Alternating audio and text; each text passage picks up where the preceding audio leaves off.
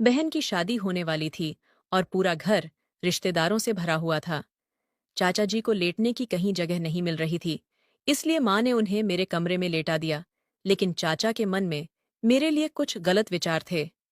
आधी रात को जब कमरे की लाइट बंद थी, तो चाचा जी ठंड का बहाना बनाकर मेरे कंबल में घुस आए। आधी रात को उन्होंने मुझे सहलाना शुरू कर दिया, जिसके कारण मेरी आंख खुल गई। और फिर चाचा जी ने मुझे चुप रहने के लिए कहा। वो बोले, ये सब बातें तुम्हें तुम्हारे घर के बड़े नहीं बताएंगे, पर तुम्हें भी अच्छा लगेगा। फिर पूरी रात उन्होंने, हेलो दोस्तों, आज की इस रोमांचक कहानी में आप सभी का स्वागत है। मेरा नाम दिव्या है और मैं अभी 18 साल की हूँ। ये तब की बात है जब मेरी बड़ी बहन की शादी होने वाली थी। शादी में अभी कुछ दिन बाकी थे, पर शादी से संबंधित तैयारियां और रस्में शुरू हो चुकी थीं। हमारे सबसे छोटे चाचा भी हमारे घर आ चुके थे, जिनकी अभी तक शादी नहीं हुई है। वो दीदी को शगुन और आशीर्वाद देने आए थे। चाचा जी और मम्मी बैठकर बातें कर रहे थे। उनकी बातें सुनकर मैं हंसने लग गई और मुझे देखकर दीदी भी हंसने लगी, क्योंकि वो मेरे हंसने की वजह जानती थी। जब चाचा जी उठकर मेरे पास आए, तो दीदी अपने कमरे में चली गई। वो जानती थी कि अब चाचा जी मुझसे मेरी हंसी का कारण पूछेंगे। चाचा जी मेरे पास आए और मेरे कंधे पर हाथ रखकर बोले, मेरी छोटी सी परी क्यों हंस रही है? मैंने कहा, कुछ नहीं चाचा जी, मैं तो दीदी की बात सुनकर हंस रही थी। पर शायद चाचा जी समझ चुके थे कि हम दोनों क्यों हंस रहे थे। वो बोले, मैं सब जानता हूं। तुम्हारी मम्मी मुझसे मेरी शादी के बारे में पूछ रही थी, इसीलिए तुम दोनों को हंसी आ रही थी। पर तुम चिंता मत करो, तुम्हारे चाचा भी जल्दी ही शादी करेंगे। चाचा जी अपनी शादी की बात को लेकर काफी गंभीर हो गए थे, क्योंकि कोई भी उनकी शादी के बारे में बात नहीं कर रहा था, जबकि उनकी उम्र 35 साल से ज्यादा थी। और अब तो दीदी की शादी भी होने जा रही थी, जो उनसे बहुत छोटी है। चाचा जी ने जिस तरह से मेरे कंधे पर हाथ रखा हुआ था, वो मुझे बहुत अजीब लग रहा था। इसीलिए मैंने उनका हाथ झटका और अपने कमरे में चली आई। दोस्तों, मैं अपने परिवार की सबसे छोटी और लाडली बेटी हूँ। मेरे मम्मी पापा ने मुझे बहुत नाजों से पाला था, पर मुझे नहीं पता था कि कोई इतनी छोटी उम्र में भी मेरे साथ ऐसा कुछ कर सकता है। जनवरी का महीना था और बहुत ठंड पड़ रही थी। वो सर्दियों के दिन थे और बहन की शादी भी सर्दियों के महीनों में होने वाली थी। बहन की शादी की तैयारियां भी चल रही थीं और साथ ही साथ मेरा स्कूल भी चल रहा था। आमतौर पर मुझे मेरी बहन ही स्कूल छोड़ने जाती थी, पर उसकी शादी की वजह से मैं पापा के साथ जाने लगी थी। पापा कभी कभी लेट भी हो जाते थे, पर मेरी माँ को स्कूटी चलानी नहीं आती थी, तो मेरे पास उनके अलावा कोई ऑप्शन नहीं था। एक रोज की बात है कि मैं स्कूल जाने के लिए तैयार हुई और हॉल में आ गई। तभी बाथरूम से पापा की आवाज आई, दिव्या, आधे घंटे रुको, मैं तैयार होकर आता हूँ। पापा की ये बात सुनकर मुझे बहुत गुस्सा आया। मैंने पापा से कहा, पापा, आप मुझे रोज लेट करवाते हो। जब से आपने मुझे स्कूल ले जाना शुरू किया है, तब से मैं हर दिन लेट हो रही हूँ, जिस वजह से मुझे अपने टीचर से सजा मिलती है। अभी हमारी बातें चल ही रही थीं कि तभी चाचा जी उठकर आए और बोले, दिव्या, अगर तुम्हें कोई परेशानी ना हो तो चलो, आज मैं तुम्हें स्कूल छोड़ आता हूँ। चाचा ने इतना कहा ही था कि पापा ने तुरंत उन्हें चाबी पकड़ा दी और बोले, अरे दिव्या को क्यों दिक्कत होगी, ये लो चाबी और इसे स्कूल छोड़ आओ। पापा का एक काम हल्का हो गया था। चाचा जी जल्दी से फ्रेश हुए और तुरंत स्कूटी निकाल ली और मुझे स्कूल छोड़ने के लिए निकल पड़े। मेरा स्कूल सुबह 7 बजे का था और आज मैं इतने दिनों बाद सही समय पर स्कूल जा रही थी। चाचा जी काफी तेज स्कूटी चला रहे थे। वैसे तो मैं अपने पापा को पकड़कर उनके पीछे बैठती थी, पर आज मैं ऐसा नहीं कर सकती थी, क्योंकि चाचा जी के साथ ऐसा कुछ करने में मुझे अजीब लग रहा था। मुझे बहुत ठंड लग रही थी और कंपकपी छूट रही थी। थोड़ी दूर चलने के बाद अंकल ने मेरा हाथ पकड़कर अपनी कमर में डाल दिया और बोले, दिव्या, मैं तुम्हारी आवाज सुन सकता हूँ। शर्माओ मत, तुम आराम से मुझे पकड़कर बैठ सकती हो। हालांकि अंकल ने मुझे ऐसा करने को कहा भी था, लेकिन फिर भी मैं उन्हें पकड़कर नहीं बैठी। तभी अचानक से अंकल ने तेज ब्रेक लगाए और मैं उनके ऊपर गिर गई। जैसे ही मैं उनके ऊपर गिरी, तो वो मेरे दोनों हाथ पकड़कर अपनी कमर के पास लाए और बोले, दिव्या, मैं फिर से कह रहा हूं कि अगर तुम्हें ठंड लग रही हो तो मुझे पकड़कर बैठ जाओ। मुझे बहुत तेज ठंड लग रही थी और मुझसे बर्दाश्त नहीं हो रहा था, इसीलिए मैं उन्हें पकड़कर बैठ गई। उस दिन मैंने अंकल की बात मान तो ली थी, लेकिन शायद ये मेरी सबसे बड़ी गलती थी। मैंने उनकी बात पर ज्यादा ध्यान नहीं दिया था, लेकिन उनके स्पर्श में कुछ खास बात महसूस हुई, और उस दिन के बाद से वो मेरे साथ कुछ अलग तरह से पेश आने लगे। उस दिन चाचा ही मुझे वापस लेने भी आए थे। लौटते वक्त वो मुझसे कहने लगे कि मैं अपना हाथ उनकी कमर पर रख लूं, लेकिन उस वक्त तक धूप निकल आई थी और मुझे ठंड नहीं लग रही थी, इसलिए मैंने साफ साफ मना कर दिया। उस दिन के बाद से चाचा जी मुझे रोज स्कूल छोड़ने आने लगे। धीरे धीरे मेरा उनको पकड़कर बैठना आम बात हो गई थी, और अब मुझे अजीब भी नहीं लगता था। पहले तो मेरी माँ मेरे बालों में तेल लगाकर अच्छी सी छोटी बना देती थीं, लेकिन दीदी की शादी की वजह से वो मुझ पर बिल्कुल ध्यान नहीं दे रही थी। पिछले कुछ दिनों से मैं एक ही छोटी बांधकर स्कूल जाने लगी थी, और वापस आते आते मेरे सारे बाल अस्त व्यस्त हो जाते थे। उस दिन घर आते ही सबसे पहले मैंने अपनी स्कूल ड्रेस बदली और बाल खोलकर शीशे के सामने बैठ गई। मैंने मम्मी से कहा, मम्मी प्लीज मेरे बालों में तेल डालकर चोटियां बना दो। मम्मी बोली, दिव्या अभी नहीं, अभी मुझे तुम्हारी बहन को लेकर बाजार जाना है। इतना कहकर मम्मी बाजार चली गईं। तभी चाचा जी मेरे कमरे में आए और बोले, दिव्या, जो काम तुम्हारी मम्मी नहीं कर रही हैं, वो मैं कर दूंगा। चाचा जी की नज़र मुझे असहज करने लगी, तो मैंने उनकी मदद लेने से मना कर दिया, लेकिन उन्होंने जबरदस्ती मुझे बिस्तर के किनारे पर बैठा दिया और मेरे बालों में तेल लगाने लगे। जब वो तेल लगा रहे थे, तो अचानक से मुझे उनके हाथों का स्पर्श मेरी पीठ पर महसूस हुआ, जो मुझे बहुत अजीब लगा। मैंने उनसे कहा, चाचा जी, आप तो मेरे बालों में तेल लगा रहे थे, फिर आप मेरी पीठ क्यों छूने लगे? आप प्लीज अपना हाथ हटा लीजिए, मुझे बिल्कुल भी अच्छा नहीं लग रहा है। मेरी बात सुनकर वो मुस्कुराने लगे, पर उन्होंने अपना हाथ नहीं हटाया। मैंने उनका हाथ झटका और अपने कमरे से बाहर निकल आई। उसके बाद चाचा जी भी मेरे पीछे दौड़ते हुए आए और उन्होंने मेरा हाथ पकड़ लिया। उसी समय हमारी काम वाली रीना आंटी घर के अंदर आ गईं, और उनको देखकर चाचा ने तुरंत मेरा हाथ छोड़ दिया। चाचा जी के इस बर्ताव से मुझे बहुत गुस्सा आ गया था। मेरा गुस्से भरा चेहरा देखकर रीना आंटी ने मुझसे पूछा, दिव्या बेटा क्या हो गया?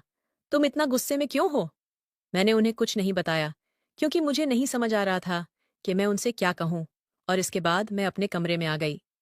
मेरे जाने के बाद रीना आंटी ने चाचा जी से पूछा कि दिव्या इतना गुस्से में क्यों है? तो चाचा जी बहाना करते हुए बोले, आज स्कूल से वापस आते समय मैंने उसे चिप्स नहीं दिलाए, बस इसीलिए मुझसे नाराज है। चाचा जी अपना गलत बर्ताव छुपाने के लिए झूठ बोल रहे थे, इसीलिए वो मुझे किसी से ज्यादा बात नहीं करने देते थे। रीना आंटी अपना सारा काम खत्म करके अपने घर चली गईं, और मैं भी खाना खा के अपने कमरे में आ गई। मम्मी और दीदी अभी तक वापस नहीं लौटी थीं। मैं अपने कमरे में लेटी हुई थी। मेरा अपना एक अलग कमरा था, जो ज्यादा बड़ा नहीं था। मुश्किल से एक दो लोगों के रहने भर की जगह थी। मैं लेट के अपनी किताबें पढ़ रही थी, तभी मैंने किसी के कदमों की आहट सुनी। मैंने जल्दी से अपने कमरे की लाइट बंद कर दी और खुद को कंबल से ढक लिया, क्योंकि मुझे पता था कि घर पर मेरे और चाचा जी के अलावा और कोई नहीं है। मैं सोने की एक्टिंग करने लगी। तभी चाचा जी मेरे कमरे में आए और मेरे कमरे की लाइट जला दी, फिर मेरा नाम पुकारने लगे। जब मैं नहीं उठी, तो उन्होंने मेरा कंबल हटा दिया। उनकी इस हरकत से मुझे बहुत गुस्सा आया। मैंने कहा, आपकी हिम्मत कैसे हुई मुझे गलत तरह से छूने की और मेरे साथ बदतमीजी करने की? मुझे गुस्से में देखकर वो एकदम शांत हो गए और बोले, बेटा, मैं उस समय तुम्हारे साथ गलत हरकत नहीं कर रहा था। तुम्हारे कुछ बाल तुम्हारे फ्रॉक की जिप में फंस गए थे। मैं तो बस उन्हें हटाने की कोशिश कर रहा था, लेकिन तुम नाराज हो गई और बाहर चली गई। उस समय मुझे लगा कि शायद चाचा जी सही बोल रहे हों। मैंने कहा, ठीक है, लेकिन अभी आप यहाँ क्या कर रहे हो? वो बोले, मैं सिर्फ तुमसे बात करने आया था, क्योंकि मैंने देखा है कि इस घर में सब तुम्हारी बड़ी बहन को ज्यादा महत्व देते हैं। तुमसे तो कोई बात भी नहीं करता है। आज ही मैंने देखा कि जब तुमने अपनी मम्मी से बालों में तेल डालने के लिए कहा, तो वो तुम्हारी बात टालकर बाजार चली गईं।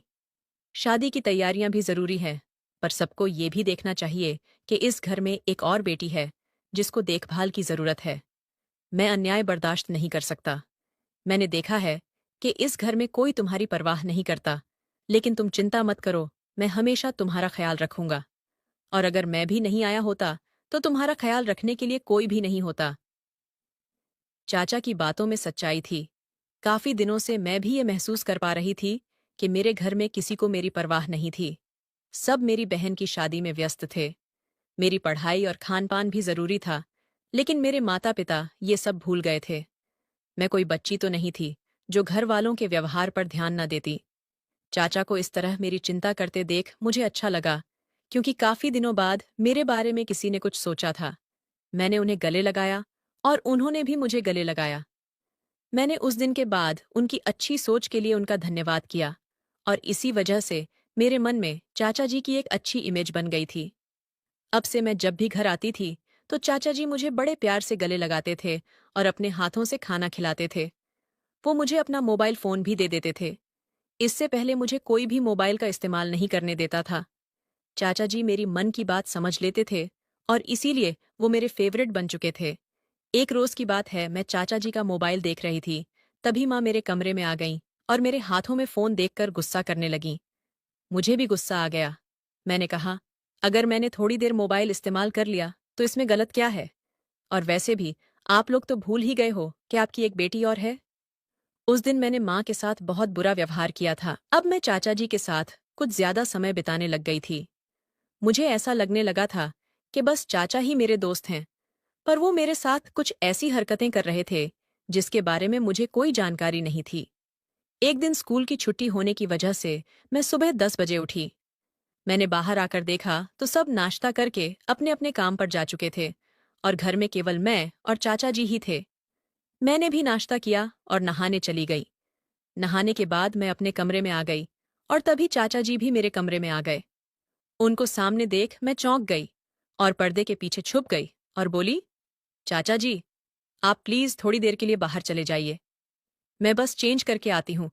पर चाचा जी ने मेरी एक नहीं सुनी। उन्होंने मेरा हाथ पकड़ा और मुझे पर्दे के बाहर खींच लिया। वो बोले, दिव्या बेटा, मैंने तुमसे पहले ही कहा था कि तुम्हें मुझसे शर्माने की कोई जरूरत नहीं है। तुम तो मेरी अपनी बेटी जैसी हो। क्या तुम मुझे अपना नहीं मानती हो? अगर तुम्हें मुझ पर भरोसा नहीं है, तो फिर रहने दो। मैं कुछ सोचकर उनके सामने आकर बैठ गई। वो मेरे गीले बालों में कंघी करने लगे, लेकिन उनका हाथ ऐसे हिल रहा था, जिससे मुझे असहज महसूस हो रहा था।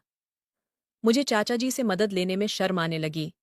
मैंने कहा, चाचा जी, अब आप बस करिए। इसके बाद मैं खुद ही कर लूंगी। और मैं खड़ी होकर अपनी छोटी करने लगी। मुझे छोटी करता देख चाचा जी मेरी खूबसूरती की तारीफ करने लगे और मुझे ऊपर से लेकर नीचे तक देखने लगे। मुझे बहुत अजीब लग रहा था, क्योंकि अब मुझे उनकी नजरें सही नहीं लग रही थीं। मैं उन्हें बार बार अपने कमरे से बाहर जाने के लिए कह रही थी, पर वो मेरी बात नहीं सुन रहे थे। मुझे लगने लगा कि उनकी नजरें मेरे लिए गलत हैं। मुझे उनकी नजरों से डर लगने लगा था। तभी अचानक बाहर से मेरे पिताजी की आवाज आई। उनकी आवाज सुनकर चाचा जी जल्दी से मेरे कमरे से बाहर चले गए। इसके बाद एक सप्ताह और बीत गया। धीरे धीरे और मेहमान आने लगे थे। मेहमानों की संख्या बढ़ गई थी और उन सब के बैग मेरे कमरे में आ गए थे। उस रात माँ चाचा जी को सुलाने के लिए मेरे कमरे में आईं। वो मुझसे बोलीं, दिव्या बेटा, बाहर हॉल में मेहमान सो रहे हैं और सारे कमरे भी भरे हुए हैं। क्या तुम एक रात के लिए चाचा जी को अपने कमरे में लेटा सकती हो? बाहर बहुत ठंड थी, इसलिए मैंने बिना कुछ सोचे चाचा जी को अपने कमरे में लेटने दिया। लेकिन मुझे नहीं पता था कि चाचा जी उस रात मेरे साथ क्या करने वाले हैं। चाचा जी अपनी खुद की चादर होने के बावजूद मेरे पास आकर लेट गए। इसके बाद हम दोनों सो गए। आधी रात को मैंने महसूस किया कि कोई मेरे कंबल को हटाने की कोशिश कर रहा है। मैं उठकर बैठ गई तो चाचा जी बोले, बेटा, मुझे बहुत ठंड लग रही है। क्या तुम अपना कंबल मेरे साथ शेयर कर सकती हो? मैंने दया करके उन्हें अपने कंबल के अंदर लेटा लिया और जैसे ही मेरी आंख लगी, तो अचानक से उन्होंने मेरी गर्दन पर काट लिया, जिससे मैं जोर से चिल्ला उठी। मैं उठकर भागने की कोशिश कर रही थी, लेकिन अंकल मुझे बिल्कुल भी हिलने नहीं दे रहे थे। वो बोले, बेटा, इस घर में सिर्फ मैं ही तुम्हारा अच्छे से ख्याल रख सकता हूँ। दिव्या, अब तुम बड़ी हो गई हो और बड़ी लड़कियों को एक अलग तरह की चॉकलेट दी जाती है, जो मैं तुम्हें दूंगा। तुम्हारे घर वाले तुम्हें ये सब नहीं बताएंगे। तुम बस चुप रहो और मजे करो। अंकल की बातें मुझे ठीक नहीं लग रही थीं। मुझे लग रहा था कि वो कुछ गलत करने वाले हैं। मैं उनको दूर धकेलने की कोशिश कर रही थी, लेकिन उन्होंने मेरा मुंह बंद किया हुआ था। मैं समझ नहीं पा रही थी कि वो क्या चाहते हैं। तभी मैंने उनके हाथ पर जोर से काट लिया, जिससे उनका हाथ मेरे मुंह से हट गया और मैं जोर-जोर से चीखने लगी। मेरी चीख शायद मेरी बहन के कानों तक पहुंच चुकी थी। मेरी बहन भागती हुई मेरे कमरे में आई और अंकल को मेरे पास देखकर वो सब समझ गई। मैं भागकर अपनी बहन के गले लग गई। मैंने कहा, दीदी? तो वो बोली, दिव्या, तुम्हें कुछ बोलने की जरूरत नहीं है, मैं सब समझ चुकी हूं। जब अंकल तुम्हारे कमरे में आए थे, तभी मुझे शक हुआ था, पर मैंने माँ की वजह से कुछ नहीं बोला। मम्मी दीदी से चुप रहने को कह रही थी, लेकिन दीदी गुस्से में बोली, मम्मी, अब आज मेरा मुंह बंद मत करना, जैसे कुछ सालों पहले करवा दिया था। मैंने दीदी की तरफ देखा तो वो बोली, हाँ दिव्या, कुछ साल पहले एक मेहमान ने मेरे साथ भी ऐसी ही घटिया हरकत की थी। वो बातें आज भी मेरे दिमाग में ताज़ा हैं, लेकिन जब मैंने मम्मी से इस बारे में बात की, तो उन्होंने मेरा मुंह बंद करवा दिया था। मैंने अपने लिए आवाज़ नहीं उठाई, लेकिन मैं अपनी बहन के साथ अन्याय नहीं होने दूंगी।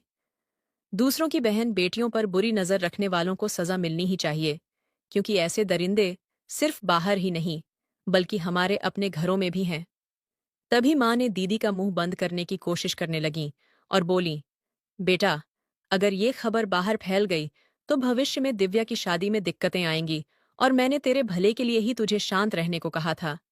अगर लोगों को पता चल गया कि किसी लड़की के साथ ऐसा हुआ है, तो समाज में उस लड़की को बुरी नज़र से देखा जाता है। माँ की ये बात सुनकर दीदी और भी गुस्सा हो गई और ऊंची आवाज में बोली, पढ़े लिखे माँ बाप की वजह से ही लड़कियों पर अत्याचार होते हैं, और लड़कियों को वो सब चुपचाप सहना पड़ता है। ये कौन सी बात हुई कि जिसने अत्याचार किए हैं वो सड़क पर खुलेआम घूमे, और जिसके साथ गलत हुआ है वो आवाज भी न उठाए। आज भगवान की कृपा से दिव्या के साथ कुछ बुरा नहीं हुआ, पर अगर कुछ बुरा होता तो क्या तब भी आप ऐसा ही करती? इस समाज में चुप रहने वाली और अत्याचार का शिकार होने वाली लड़कियों को बुरी नजर से देखा जाता है, इसलिए ऐसा करने वाले को समाज में घूमने का कोई अधिकार नहीं है। आप मेरी माँ हैं, पर फिर भी मैं आपके विचारों से सहमत नहीं हूं। मैं इस निकम्मे इंसान के खिलाफ पुलिस में शिकायत दर्ज करवाऊंगी। इस बार पिताजी ने भी हमारा साथ दिया और बाकी रिश्तेदारों ने भी बहन की बात समझी। सभी ने उस निकम्मे अंकल को सजा दिलाने का समर्थन किया। उस समय माँ को समझ में आया कि वो किस पुरानी सोच के साथ जी रही थी। अंकल ने अपनी मीठी मीठी बातों से मुझे मेरे परिवार के खिलाफ भड़काने की कोशिश की और मेरी सहानुभूति पाने की कोशिश की। उस समय मुझे उस निकम्मे व्यक्ति की असली मंशा समझ में नहीं आई, लेकिन आखिरकार मेरे परिवार ने मेरा साथ दिया। दरअसल एक माँ को अपनी बेटी को बड़े होते ही गुड टच और बैड टच के बारे में समझा देना चाहिए, लेकिन कुछ माता पिता इस बारे में बात करने से कतराते हैं, या उन्हें इस बारे में सही जानकारी नहीं होती। आज के समय में ऐसे लोगों से सतर्क रहना बहुत जरूरी है, क्योंकि ऐसे लोग अक्सर हमारे करीबी होते हैं।